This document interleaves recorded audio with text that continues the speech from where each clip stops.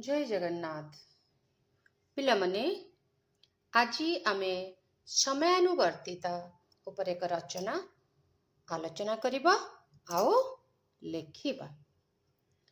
समयानुवर्तिता अर्थ, समयानुवर्तितार उपकारिता, समयानुवर्ती जे न हुए तार कौन क्षति हुए, शेषरे उपसंहार बा निजस्व मत। प्रथमे आमे समयानुवर्तिता उपरे उपक्रम रे कौन लेखिबा आलोचना करिबा।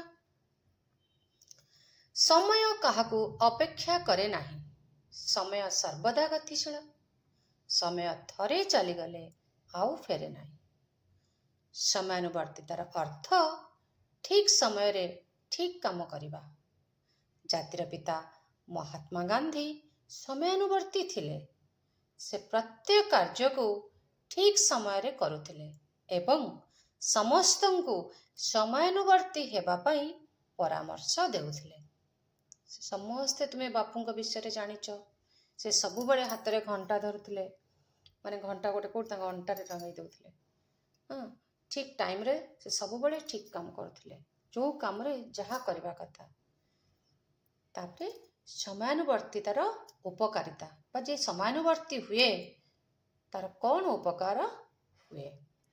जे समय प्रतिटी मुहूर्त को सत् व्यवहार करे से जीवन रे निश्चित सफलता पाई थाए। जे समय अपव्यवहार करे से जीवन रे सफलता पाई पारी न थाए, फल रे तार जीवन दुखपूर्ण हुए। छात्रटीए समय सदुपयोग करिले तार जीवन उज्जवल हेबो। ठीक समय खाइबा, ठीक समय पाठ पढ़िबा, ठीक समय गृह कार्य और श्रेणी कार्य समापन करिबा, खेलिबा, शोइबा और शଯ୍या त्याग करिबा द्वारा परीक्षा समय रे अल्प परिश्रम रे अधिक मार्क रखी सफलता पाई थाए। विभिन्न प्रतियोगिता रे कृतकार्य होई उभय परिवार और विद्यालय रो गौरव बढ़ाई थाए। हाँ कि नहीं? तुमे जदि परीक्षा समय बा परीक्षा पूर्व न पढ़िब, परीक्षा सरला परे पाठ पढ़ा स्टार्ट करिब, ताले कौन हबो? तेणु जो समय जहा करबा कथा, तमे गोटे खेल प्रतियोगिता रे भाग नेइच, से खेल प्रतियोगिता हेबा आगरु से पर्टिकुलर खेल उपरे तुमे जदि अभ्यास न करिब, तुमे प्रतियोगिता दिन सफलता पाइबनी।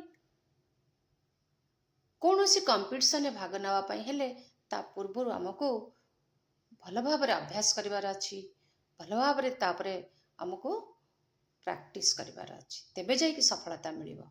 किंतु ता परे जदि आमे करिबा सफलता मिलिबनी, भकुआ भलिया अनेक रहिबा। तेणु पिला माने जथा समय जथा काम करिबा को समयानुवर्तिता कहा जाए। एबे आमे समयानुवर्तितार जे समयानुवर्ती न हबो तार कौन क्षति हबो सुन। समय को जे जगी न चले, ठीक समय जहा करबा कथा ताहा न करे, से निजर तो क्षति करे, ता सहित परिवार और समाजर मध्य क्षति करे। पिला माने तुमे जदि पापा मामा केते टंका खर्च करिकी निजर सुख शांति को बलि देकी तुमको भल स्कूल, भल खाइबा, भल पोशाक सबु किछि जोगई दउछंती, तुमे जदि बदमाशी हबो, सब बेले टीवी देखिबो, कंप्यूटर माने गेम खेलिबो, कार्टून देखिबो, परीक्षा रे भल रिजल्ट न करिबो, पीटीएम रे आसिले सब टीचर तुम मारे कंप्लेन करिवे, ताले भाबो बापा माँ को केते कष्ट लागिबो कि नहीं? ताहले तुमे तुम निजर क्षति कल, प्लस पिता मातांकर आत्मसम्मान रे भी क्षति कल, तांको मथा को नीचे कल, आ परिवार रे भी अमंगल कल। कारण तुम मानकर उन्नति रे परिवार रे उन्नति हेई थाए, बुझी पारुछो?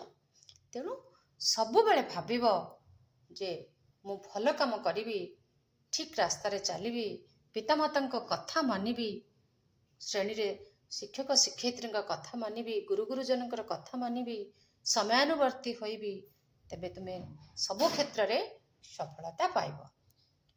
जदि आजी करिबी, काली करिबी, 2 दिन परे करिबी जे भाबे से किछि करि पारे नाही, से अलसुआ होई जाए, कुचिंता ମନରେ ଜାତ ହୁଏ, ଏହି କୁଚିନ୍ତା ହିଁ ତାର ଅଧୋଗତିର କାରଣ ହୁଏ।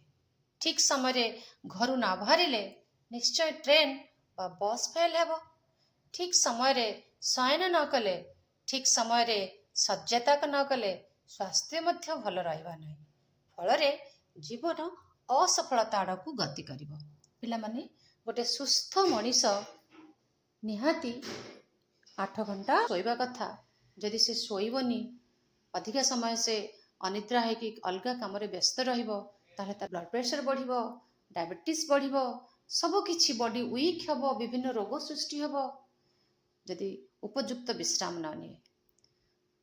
ପ୍ରତି କ୍ଷେତ୍ରରେ ଆମକୁ ଯଥା ସମୟରେ ଯଥା କାମ ଯଥା ରୀତିରେ କରିବା ଉଚିତ।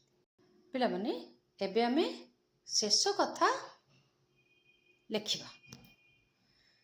ଶେଷ କଥା, ସୁନାର ପ୍ରତ୍ୟେକ ଅଂଶ ବା ପ୍ରତ୍ୟେକ କ୍ଷୁଦ୍ର ଅଂଶ ଯେପରି ମୂଲ୍ୟବାନ, ସେହିପରି ସମୟର ପ୍ରତ୍ୟେକ କ୍ଷଣ ମଧ୍ୟ ମୂଲ୍ୟବାନ। ଜଣେ ସମୟାନୁବର୍ତ୍ତୀ ହେଲେ ତାର ଭବିଷ୍ୟତ ଉଜ୍ଜଳ ହେବା ସହ ତାର ପରିବାର ଓ ଦେଶର ଭବିଷ୍ୟତ ମଧ୍ୟ ଉଜ୍ଜଳ ହୋଇଥାଏ। ତେଣୁ ଆମେ ସମସ୍ତେ ସମୟାନୁବର୍ତ୍ତୀ ହେବା। ଗୋଟେ କୋଟେସନ୍ ତମ ପାଇଁ ଲେଖିଛି। ସମୟକୁ ଯିଏ କରେ ଉପେକ୍ଷା, ପରିସ୍ଥିତି ତାକୁ ଦିଅଇ ଶିକ୍ଷା। ସମୟକୁ ଯିଏ କରେ ଉପେକ୍ଷା, ପରିସ୍ଥିତି ତାକୁ ଦିଅଇ ଶିକ୍ଷା। ସମୟକୁ କଲେ ସଦୁପଯୋଗ, ସହଜରେ ହେବ ଭାଗ୍ୟ ଉଦୟ। ସମୟକୁ କଲେ ସଦୁପଯୋଗ, ସହଜରେ ହେବ ଭାଗ୍ୟ ଉଦୟ।